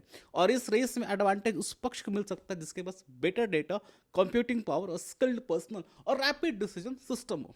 एंड मॉडर्न वॉरफेयर में एआई कि क्या रोल हो सकता है। So article modern warfare context में है, रशिया यूक्रेन कॉन्फ्लिक्ट और यूएस इजराइल ईरान वार को उल्लेख करते हुए ऑथर कहते हैं कि AI enabled systems photo text radio और इलेक्ट्रोमैग्नेटिक सिग्नल से इंटेलिजेंस एक्सट्रैक्ट कर सकते हैं, वह मिसाइल ट्रॉजेक्टरी डिटेक्ट और प्रेडिक्ट कर सकते हैं, वे सर्विलांस डेटा को लार्ज वॉल्यूम को एनालाइज करके टैक्टिकल एडवांटेज दे सकते हैं। और आर्टिकल गोलकीपर और विप्लैश नाम वाले म्यूनिशन सिस्टम्स का एग्जाम्पल देते हैं जो इंडिपेंडेंटली टारगेट्स आइडेंटिफाई और स्ट्राइक कर सकते हैं। और यही ऑटोनोमस वेपन्स का इथिकल और स्ट्रेटेजिक प्रश्न आता है। ऑटोमेशन और ऑटोनॉमी अलग हैं। Automated systems predefined rule follow करते हैं और ऑटोनोमस सिस्टम चेंजिंग इन्वायरमेंट में ऑप्शन इवैल्यूएट करके एक्शन चूज कर सकता है। जब एक्शन लीगल हो तो टारगेट आइडेंटिफिकेशन इधर ह्यूमन लाइफ और इंटरनेशनल कॉन्फ्लिक्ट दोनों को प्रभावित कर सकती है। वार्निंग और अंडरस्टैंडिंग का बीच का गैप भी समझना महत्वपूर्ण है। आर्टिकल का सबसे महत्वपूर्ण इंसाइट वार्निंग और अंडरस्टैंडिंग के बीच का गैप है। AI system large amount of data से थ्रेट सिग्नल्स जल्दी जनरेट कर सकता है, लेकिन वार्निंग करेक्ट कॉन्टेक्स्ट के बिना एस्केलेशन पैदा कर सकती। False positive hostile missile cyber intrusion या मिलिट्री मोबिलाइजेशन समझ लिया जाए तो डिसीजन मेकर के पास प्रतिक्रिया के लिए रिएक्शन के लिए बहुत कम समय होगा। High speed AI systems strategic stability को कॉम्प्रेस कर सकते हैं। लीडर्स सोचने, वेरीफाई करने और कम्युनिकेट करने के बजाय मशीन जनरेटेड वार्निंग पर इमीडिएट रिस्पॉन्स देने के प्रेशर में आ सकते हैं। और ऑथर इसी कारण कहते हैं कि मशीन्स को ह्यूमन कंट्रोल में रखना पर्याप्त नहीं है। हमें ये भी सुनिश्चित करना होगा कि AI dictated warnings proper understanding और रियलिटी से आगे ना निकल जाए। मिलिट्री हिस्ट्री में वार्निंग और कंफर्म्ड अंडरस्टैंडिंग के बीच डिस्टिंक्शन अत्यंत महत्वपूर्ण रहा है। रडार सिग्नल डिटेक्शन है और उस सिग्नल का हॉस्टाइल इंटेंट समझना इंटरप्रिटेशन है। एआई डिटेक्शन इंप्रूव कर सकते हैं, लेकिन इंटेंट और कॉन्टेक्स्ट का फाइनल जजमेंट बड़ा अधिक कॉम्प्लेक्स होता है। और यहीं पे एक और टर्म यूज करता है author, algorithmic radicalisation. Article algorithmic radicalisation की भी वार्निंग देता है। रिकमेंडेशन सिस्टम्स यूजर्स को एंगेजमेंट बढ़ाने के लिए इंक्रीजिंगली इमोशनली एक्सट्रीम कंटेंट दिखा सकते हैं। यदि यूजर्स किसी डिविजिव कंटेंट पर बहुत अधिक समय बिताता है तो एल्गोरिथम सिमिलर और अधिक इंटेंस कंटेंट रिकमेंड कर सकता है। इससे पर्सन का इंफॉर्मेशन इन्वायरमेंट प्रोग्रेसिवली नैरो हो सकता है। और साइबर थ्रेट यहाँ हैकिंग तक सीमित नहीं रहता। Opinion manipulation, polarisation, deep fakes, targeted propaganda और इंफॉर्मेशन वारफेयर भी नेशनल सिक्योरिटी इशू बन जाते हैं। यदि एडवर्सर एक्टर रिकमेंडेशन आर्किटेक्चर को एक्सप्लॉइट करे तो वो सोसाइटी के इंटरनल डिवीजन को एम्पलीफाई कर सकता है। अब यहाँ पे यूएस चाइना टेक्नोलॉजी कंपटीशन को भी बात कर ले। आर्टिकल और यूएस और चाइना के बीच इंटेंस एआई कंपटीशन की चर्चा करता है। ऑथर एक एलिगेशन का उल्लेख करते हैं कि चाइनीज एआई फर्म ने एंथ्रोपी के सोफिस्टिकेटेड मॉडल से टेक्नोलॉजी कॉपी की, जबकि चाइना ने ये एलिगेशन रिजेक्ट किया। ये स्पेसिफिक एलिगेशन कंक्लूसिवली एस्टैब्लिश हो या ना हो, लेकिन ब्रॉडर पॉइंट ये है कि फ्रंटियर एआई अब कमर्शियल कॉम्पिटिशन से आगे नेशनल स्ट्रेटेजिक कॉम्पिटिशन बन चुकी है। Models, training data, computing chips, cloud capacity और स्किल रिसर्चर स्ट्रेटेजिक एसेट बन रहे हैं। जिस कंट्री या कंपनी के पास फ्रंटियर एआई कैपेबिलिटी होगी उसे इकोनॉमिक, इंटेलिजेंस और मिलिट्री एडवांटेज मिल सकता है। लेकिन एक्सेसिव कॉन्सेंट्रेशन प्राइवेट कंपनीज को भी एक्स्ट्रा ऑर्डिनरी स्ट्रेटेजिक पावर दे सकती है। अब यहाँ पे ह्यूमन ओवरसाइट के क्या रोल होगा, उसका ह्यूमन साइट एक्चुअल मीनिंग क्या है? तो ह्यूमन ओवरसाइट में केवल सेरेमोनियल अप्रूवल नहीं होना चाहिए। Human in the loop model में मशीन रिकमेंडेशन और फाइनल एक्शन ह्यूमन अप्रूव करता है। ह्यूमन ऑन द लूप में सिस्टम ऑपरेट करता है, लेकिन ह्यूमन मॉनिटर करके इंटरवीन कर सकता है। और फुल्ली ऑटोनोमस मॉडल में सिस्टम बिना इमीडिएट ह्यूमन अप्रूवल के एक्शन ले सकता है। और high risk domains like nuclear command, lethal targeting, critical infrastructure shutdown और लार्ज स्केल फाइनेंशियल सिस्टम में मीनिंगफुल ह्यूमन कंट्रोल आवश्यक है। और मीनिंगफुल करता है ह्यूमन के पास सफिशिएंट इंफॉर्मेशन और डिसीजन लेने का पर्याप्त टाइम हो, टेक्निकल कॉम्पिटेंसीज हो और वास्तविक ओवरराइडिंग पावर हो। यदि मशीन्स माइक्रो सेकेंड्स में डिसीजन लेकर एक्शन एक्सिक्यूट कर दे और ह्यूमन केवल बाद में नोटिफिकेशन मिले तो ओवरसाइट सिर्फ नॉमिनल कहने की रह जाएगी। सो गवर्नेंस के प्रैक्टिकल पिलर्स क्या होंगे? सो हाई रिस्क एआई सिस्टम का इंडिपेंडेंट टेस्टिंग और रेट टीमिंग होना चाहिए। रेट टीमिंग में एक्सपर्ट सिस्टम को इंटेंशनली ब्रेक, मैनिपुलेट या मिसयूज करने का प्रयास करते हैं ताकि वल्नरेबिलिटीज डिप्लॉयमेंट से पहले ही सामने आ जाए। ट्रेनिंग डेटा, मॉडल अपडेट्स और क्रिटिकल डिसीजन के ऑडिट ट्रेल्स बनाए जाए। साइबर इंसिडेंट के मैंडेटरी रिपोर्टिंग मैकेनिज्म हो। ऑटोनोमस एजेंट्स को sandbox environments, least privilege access और स्ट्रिक्ट टूल परमिशंस में ऑपरेट कराया जाए। लिस्ट प्रिविलेज का अर्थ है सिस्टम में केवल उतनी ही एक्सेस मिले जितनी उसके असाइन टास्क के लिए आवश्यक है। किल स्विचेस और सेफ शटडाउन मैकेनिज्म उपलब्ध कराया जाए। डिफेंस सिस्टम्स में मल्टीपल सोर्स वेरिफिकेशन और ह्यूमन कंफर्मेशन मिनिमम थ्रेशोल्ड हो। एआई जनरेटेड इंटेलिजेंस के साथ कॉन्फिडेंस लेवल और अल्टरनेटिव एक्सप्लेनेशन भी डिसीजन मेकर को दिखानी चाहिए। अब let's understand supply chain security. AI model, cloud infrastructure, third party libraries, data pipelines और चिप्स, हर लेयर कॉम्प्रोमाइज पॉइंट बन सकती है। यदि ट्रस्टेड एप्लीकेशन में इस्तेमाल होने वाली एक्सटर्नल सॉफ्टवेयर लाइब्रेरी कॉम्प्रोमाइज हो जाए तो अटैकर हजारों यूजर तक पहुंच जाएगा। इसलिए केवल फाइनल एप्लीकेशन सर्टिफाई करना पर्याप्त नहीं होगा। Software bill of material, secure updates, model provenance और वेंडर रिस्क असेसमेंट की आवश्यकता होगी। What about the international governance? International level पर चैलेंज और कठिन है। साइबर ऑपरेशंस एट्रीब्यूशन के लिए नोटोरियस हैं।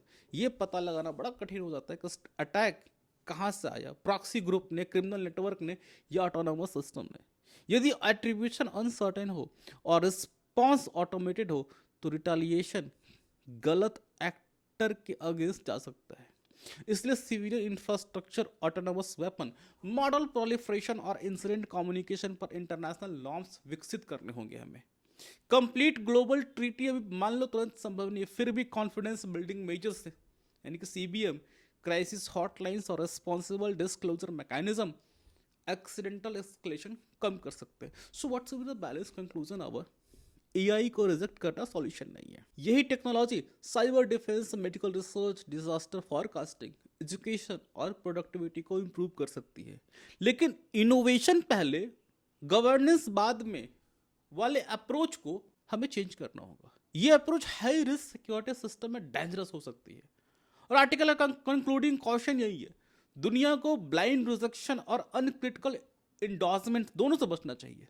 So the core takeaway is that AI के सबसे बड़े इमीडिएट सिक्योरिटी चैलेंज ये नहीं कि मशीन्स मनुष्य से अधिक इंटेलिजेंट हो जाएंगे। इमीडिएट चैलेंज ये है कि मशीन्स डिसीजन स्पीड बढ़ा देंगी, अटैक्स ऑटोमेट करेंगे और वार्निंग्स तथा अंडरस्टैंडिंग के बीच गैप को डेंजरस बना देंगे। इसलिए फ्यूचर सिक्योरिटी आर्किटेक्चर में एडवांस्ड एआई के साथ stronger cyber hygiene, verifiable audit trails, meaningful human judgements और ओवरराइड कैपेसिटी और इंटरनेशनल रिस्ट्रेंट समान रूप से आवश्यक होंगे।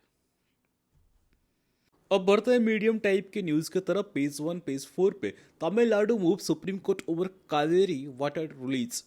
सो एक्चुअली हुआ क्या है कि तमिलनाडु गवर्नमेंट ने सुप्रीम कोर्ट से कर्नाटका को कावेरी वाटर मैनेजमेंट अथॉरिटी यानी कि CWMA का जुलाई 30 का डिसीजन लागू करने के लिए निर्देश देने का मांग किया है। मतलब सुप्रीम कोर्ट ने बोला है कि भैया CWMA का जो डिसीजन है उसको बोलिए कर्नाटका को उसका पालन करेगा।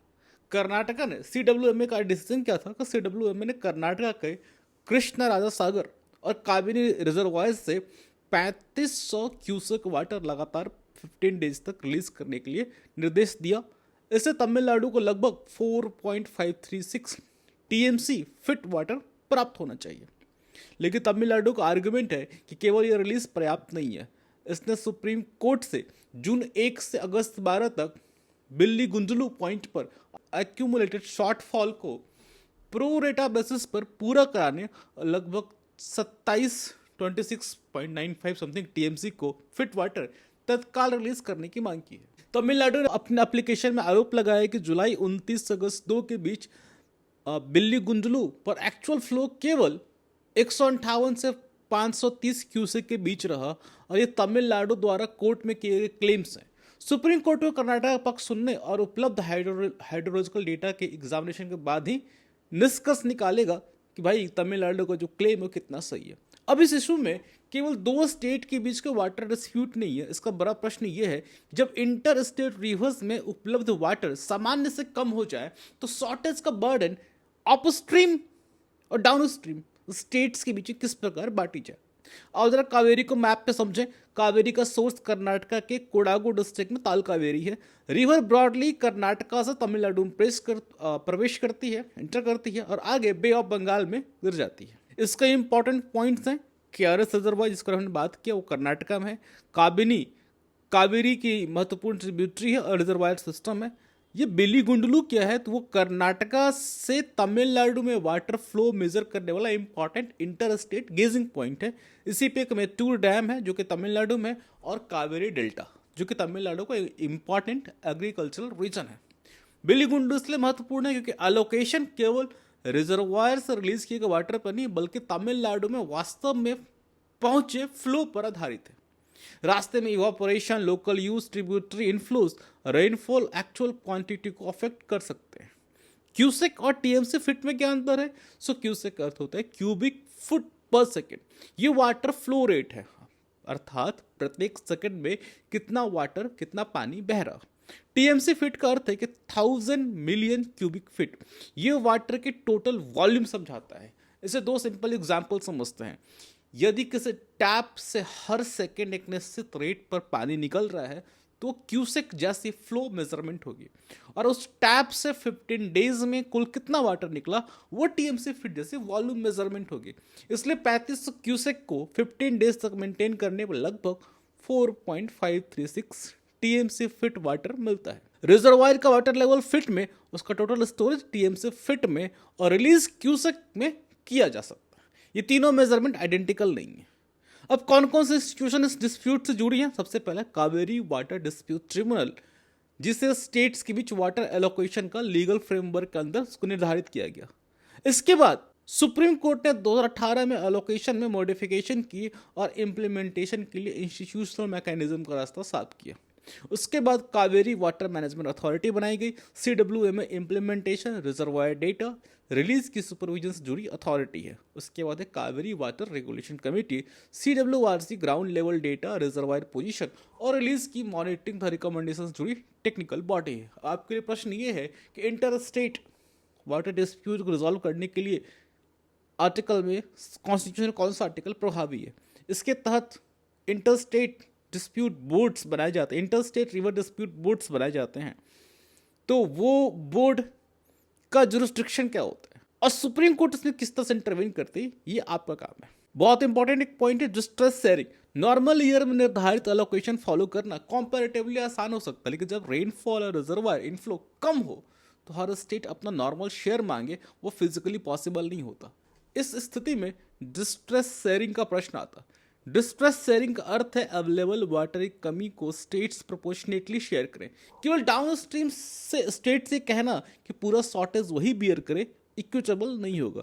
दूसरी ओर अपस्ट्रीम स्टेट के ड्रिंकिंग वाटर और इरिगेशन रिक्वायरमेंट को कंप्लीटली इग्नोर करना भी संभव नहीं है। सो तमिलनाडु ने अपने पिटीशन में 30 ईयर एवरेज के मुकाबले कर्नाटका रिजर्वायर्स के इनफ्लो को देखकर लगभग 46.34 प्रो रेटा रेशियो कैलकुलेट किया है। उसका आर्ग्यूमेंट है कि इसी डिस्ट्रेस प्रपोर्शन के अनुसार अधिक वाटर उसका ड्यू अभी है, अभी कर्नाटक को और वाटर रिलीज करना चाहिए। सो ओवरऑल फेडरलिज्म का विषय बन जाता है।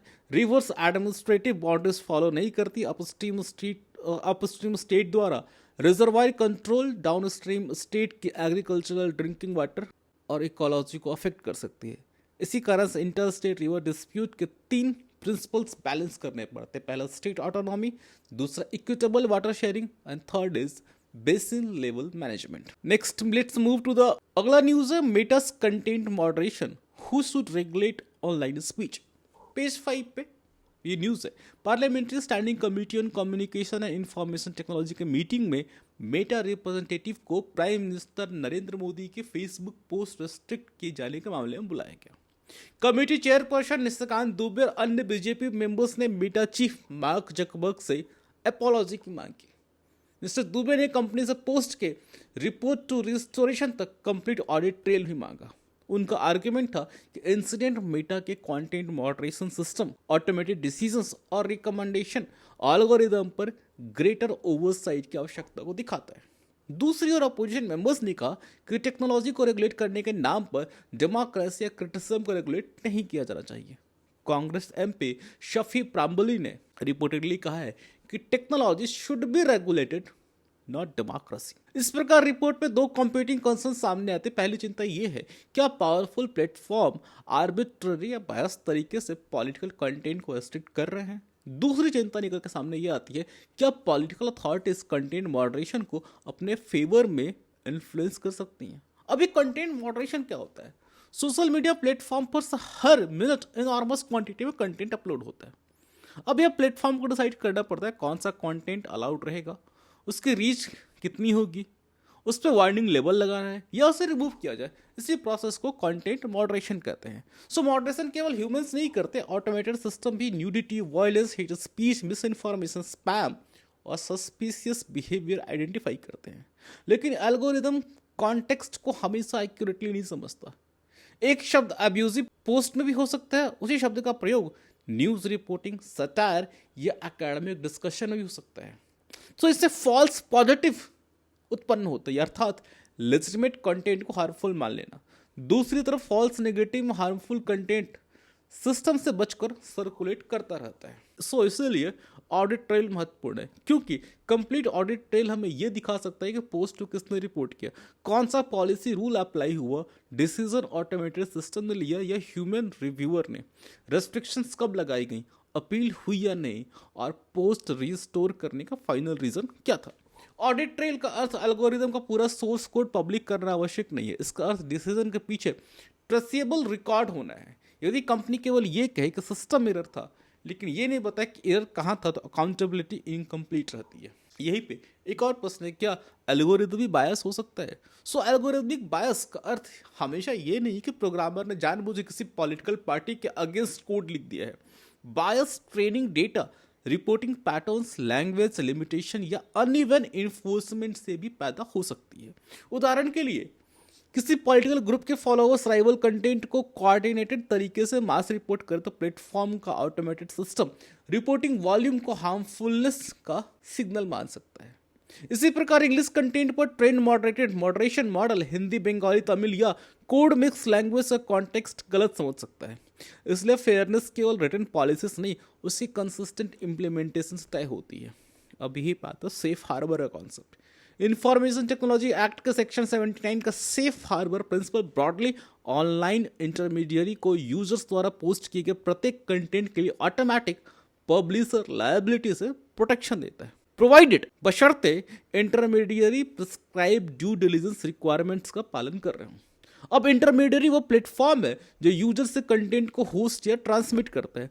पब्लिशर स्वयं कंटेंट क्रिएट या एडिटोरियली कंट्रोल करता है, जबकि इंटरमीडियरी उस प्लेटफॉर्म को होस्ट करता है। सेफ हार्बर आवश्यक है क्योंकि यदि प्लेटफॉर्म को प्रत्येक यूजर पोस्ट के लिए इमीडिएटली लीगल लायबिलिटी हो तो वो रिस्क से बचने के लिए एक्सेसिव कंटेंट रिमूवल शुरू कर सकता है। लेकिन सेफ हार्बर ब्लैंकेट इम्यूनिटी नहीं है। प्लेटफॉर्म को applicable legal duties, grievance mechanism और वैलिड लीगल डायरेक्शन का पालन करना होता है।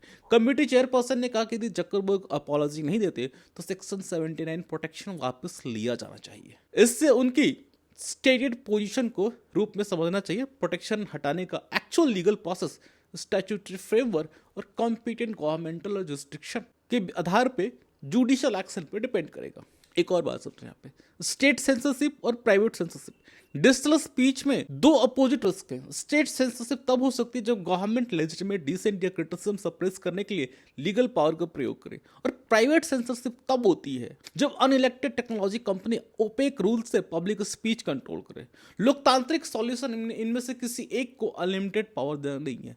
प्लेटफॉर्म को transparent rules, reason decisions, appeals और इंडिपेंडेंट ऑडिट्स देने चाहिए। वहीं पे गवर्नमेंट रेगुलेशन को लीगैलिटी, नेसेसिटी और प्रोपोर्शनैलिटी के प्रिंसिपल्स फॉलो करना चाहिए, और पॉलिटिकल क्रिटिसिज्म को हार्मफुल कंटेंट के समान ऑटोमेटिकली ट्रीट नहीं किया जाना चाहिए। चलते पेज 3 पे, कर्नाटका से ASDDO list and the risk of wrongful voter deletion. Actually news क्या है कि कर्नाटका में 1.10 करोड़ से अधिक वोटर्स यानी स्टेट की इलेक्टोरल रोल का लगभग 19.95% absent, shifted, duplicate, dead and others यानी ASDDO कैटेगरी में मार्क किए गए हैं। रिपोर्ट के अनुसार Karnataka draft state electoral deletion के मामले में उत्तर प्रदेश के 19.09% और अरुणाचल प्रदेश के 18.7% फिगर को पार कर चुका है। करीब 2.41 लाख इनॉमिनेशन फॉर्म्स की डिजिटाइजेशन अभी पेंडिंग है, इसलिए ASDDO शेयर 20% से अधिक हो सकता है। वहीं पर कर्नाटक का chief electoral officer V. Anoop Kumar ने कहा कि ASDDO लिस्ट का इंटेंडेड आउटकम डिलीशन है। ऐसे वोटर्स के नेम्स इलेक्टोरल रोल से रिमूव हो सकते हैं जब तक कोई ऑब्जेक्शन देकर एस्टैब्लिश न करे वह अब्सेंट या शिफ्टेड नहीं है। सो इस रिपोर्ट का मूल प्रश्न ये है कि इलेक्टोरल रोल्स को क्लीन करते समय सिस्टम इलेजिटिमेट एंट्रीज हटाए लेकिन लेजिटिमेट वोटर्स को बाहर होने से कैसे बचाया जाए। एएसडीडीओ कैटेगरी का अर्थ क्या होता है कि एएसडीडीओ में कई अलग सिचुएशन को एक ब्रॉड कैटेगरी के भीतर हम रख देते हैं। जैसे अब्सेंट है तो वेरिफिकेशन के समय व्यक्ति लिस्टेड एड्रेस पर नहीं मिला, शिफ्टेड व्यक्ति दूसरी जगह रहने चला गया, डुप्लीकेट एक ही व्यक्ति का नाम एक से अधिक स्थान पर दर्ज हो सकता है, डेड व्यक्ति की मृत्यु हो गई, अदर्स ऐसे केसेस जो बाकी कैटेगरी में क्लियरली फिट नहीं होते हैं। और इन कैटेगरीज का एग्जिस्टेंस अपने आप से स्पीसीज नहीं है। इलेक्टोरल रोल्स डायनामिक होते हैं, लोग माइग्रेट करते हैं, शादी को होता है, एड्रेस बदलते हैं, मृत्यु के बाद रिकॉर्ड्स अपडेट होते हैं। सो इसके लिए पीरियोडिक रिवीजन आवश्यक है, लेकिन ये स्किल इतना बड़ा हो कि लगभग प्रत्येक 5 में से एक वोटर फ्लैग्ड हो जाए तो एक्यूरेसी और ड्यू प्रोसेस एग्जामिनेशन भी आवश्यक हो जाती है। अब यहाँ पे we need to understand false inclusion और wrongful inclusion. Electoral roll management में 2 एरर्स हो सकते हैं। एक तो फॉल्स इंक्लूजन, ऐसा नाम रोल में मौजूद हो जो डुप्लीकेट, डिजीज या अदरवाइज इनएलिजिबल एंट्री हो। वहीं पे wrongful inclusion, wrongful exclusion, eligible citizen का नाम गलती से हट जाए। फॉल्स इंक्लूजन इलेक्टोरल इंटीग्रिटी को नुकसान पहुंचा सकता है, लेकिन रॉन्गफुल एक्सक्लूजन सिटीजन के फंडामेंटल डेमोक्रेटिक पार्टिसिपेशन को डायरेक्टली रोकता है। अब पॉलिसी चैलेंज ये है कि एक एरर घटाने के प्रयास में दूसरा एरर डिसप्रपोर्शनेट रूप से बढ़ न जाए। एंड ये भी एक बहुत इंपॉर्टेंट क्वेश्चन ये भी आता है, बर्डन ऑफ प्रूफ का प्रश्न। रिपोर्ट का सबसे सेंसिटिव एस्पेक्ट ये है कि फ्लैग वोटर्स को ऑब्जेक्शन देकर अपनी कंटिन्यूड एलिजिबिलिटी एस्टैब्लिश करनी पड़ सकती है। एडमिनिस्ट्रेटिव पर्सपेक्टिव से ये एफिशिएंट लग सकता है कि डेटाबेस में एनामॉली मिली, वोटर क्लैरिफिकेशन दे दे, लेकिन ग्राउंड पर बर्डन सभी लोगों के लिए समान नहीं होता। अर्बन माइग्रेंट अपने परमानेंट एड्रेस पर वेरिफिकेशन का समय एब्सेंट हो सकता है। Student, seasonal worker, tenants, homeless person या इनफॉर्मल सेटलमेंट रेसिडेंट्स के पास स्टेबल एड्रेस डॉक्यूमेंट नहीं हो सकते हैं। एल्डरली और डिसेबल्ड वोटर्स ऑब्जेक्शन सेंटर तक नहीं पहुंच सकते। डिजिटल प्रोसेस हो तो इंटरनेट एक्सेस और डिजिटल लिटरेसी बैरियर बन सकती है।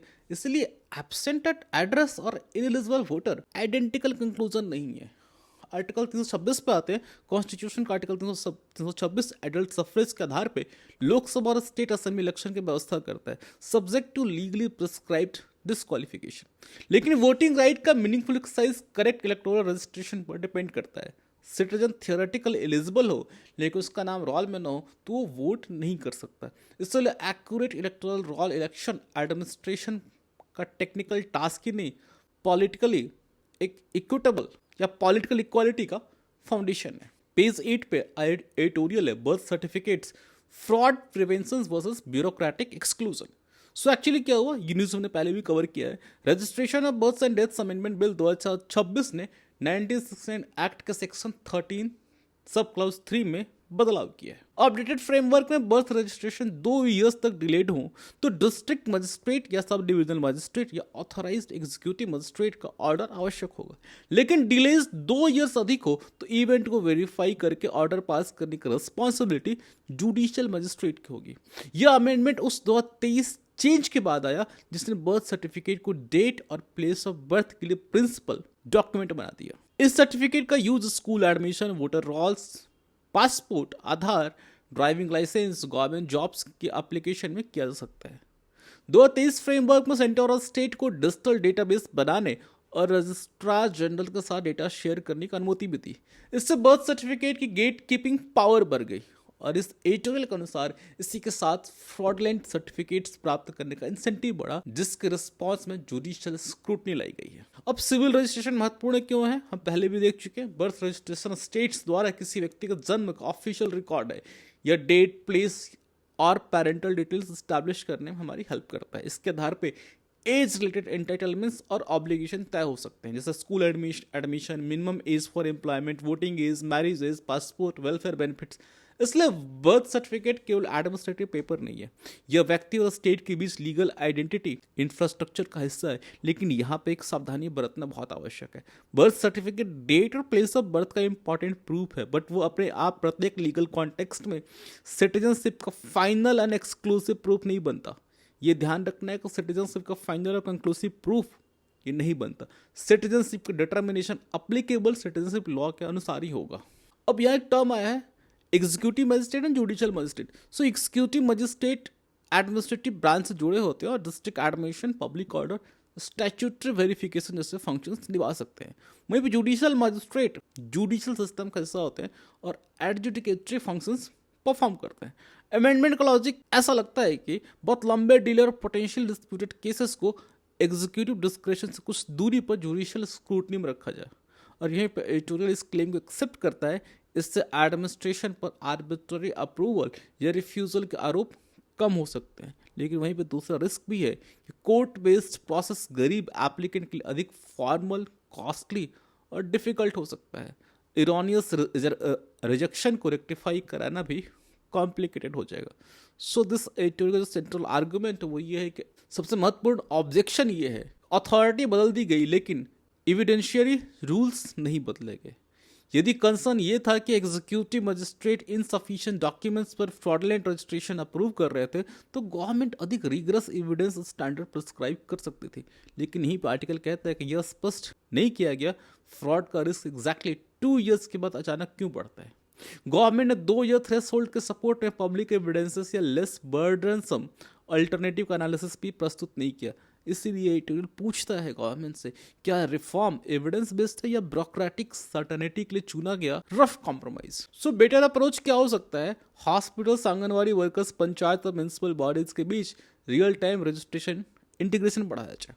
होम बर्थ्स के लिए कम्युनिटी वेरिफिकेशन और लोकल रिकॉर्ड्स का स्ट्रक्चर्ड मैकेनिज्म हो।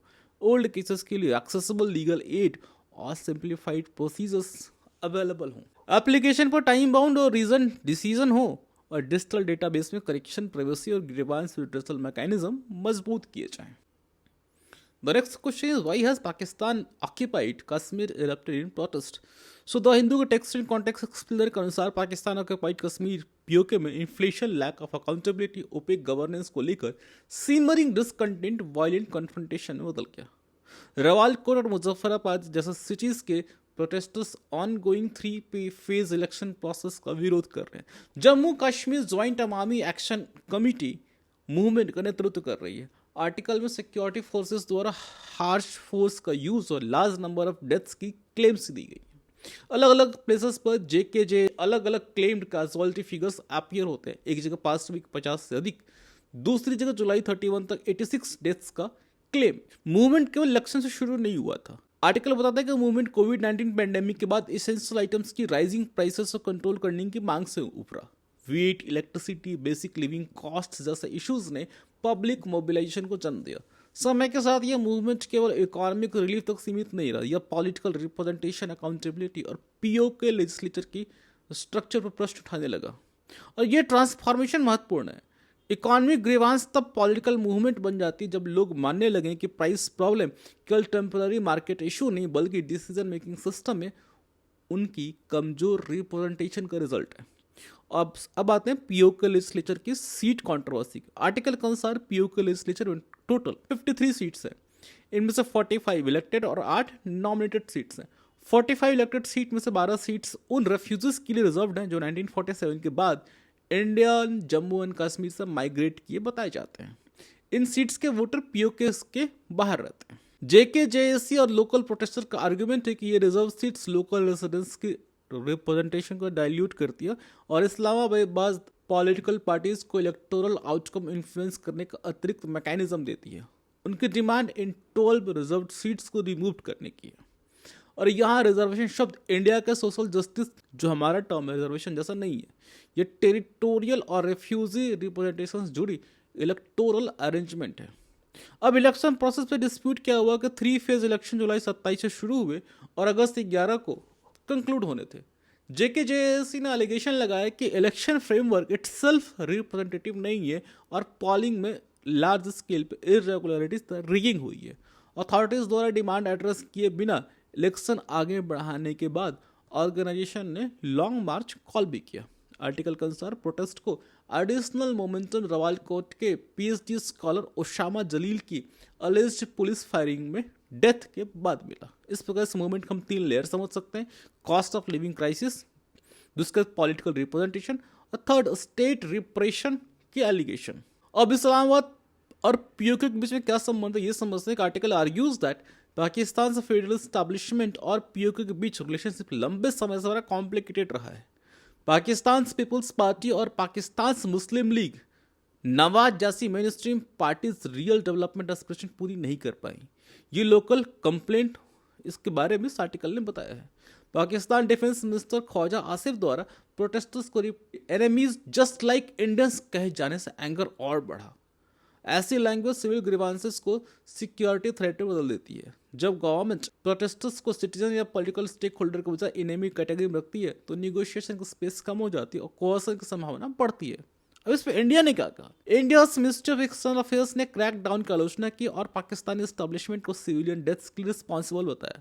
लेकिन जेकेजेएसी ने इंडिया द्वारा मूवमेंट को अपने जियो पॉलिटिकल क्लेम्स के सपोर्ट में इंटरप्रेट करने का विरोध किया। ऑर्गेनाइजेशन ने कहा कि current movement civil rights struggle India Pakistan rivalry का प्रॉक्सी या एक्सटेंशन नहीं। देखो ये डिस्टिंक्शन महत्वपूर्ण है। इंडिया का ऑफिशियल पोजीशन है पीओके का स्टेटस से जुड़ा हुआ, लेकिन लोकल प्रोटेस्टर्स की एजेंसी को केवल इंडिया पाकिस्तान कॉन्फ्लिक्ट लेंस से देखना उनके इकोनॉमिक और पॉलिटिकल ग्रीवांसेस को ऑब्स्कोर कर सकता है। इसके स्ट्रेटेजिक डायमेंशन भी है। रवालकोट लाइन ऑफ कंट्रोल के निकट है और आर्टिकल बताता है कि कोटली, मुजफ्फराबाद, रवालकोट के आसपास वो लोकेशन मौजूद थी जिन्हें इंडिया ने मई 2025 को ऑपरेशन सिंदूर में टेरर रिलेटेड टारगेट्स बताया था।